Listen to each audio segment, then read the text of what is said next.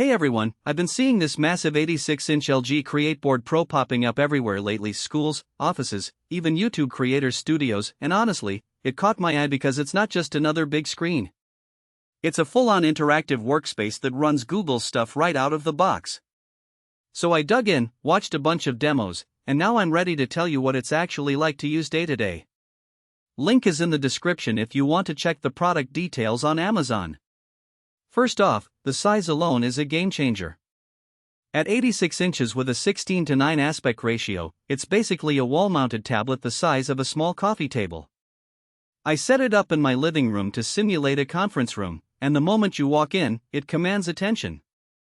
The display is crisp, LG's usual IPS panel with 4K resolution, so text and images stay sharp even when you're standing back.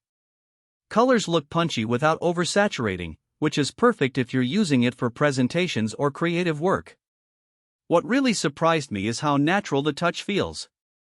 You can write, draw, zoom, and rotate with your fingertips just like you would on a tablet, but on a surface this big. I sketched out a quick floor plan for a home project and the lag was almost non-existent. The included stylus works too, and it's pressure sensitive, so shading and line weight feel responsive. It's not just for artists, think teachers annotating lesson slides, managers brainstorming with sticky notes, or streamers drawing on-screen overlays in real time. Built-in Google mobile services is a huge plus.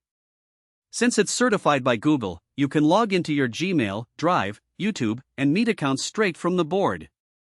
No fumbling with cables or extra devices, just sign in and start sharing your screen or casting content from your phone. I tested it with a ChromeOS OPS stick plugged into the back, and within seconds I was mirroring my laptop, opening spreadsheets, and even running Android apps right on the big screen. If you're already in the Google ecosystem, this thing feels like it was made for you. Sound quality is another standout. There are 4 10-watt speakers built into the frame, and they're louder and clearer than I expected from a display this size. I played a podcast at normal volume and it filled the room without distortion.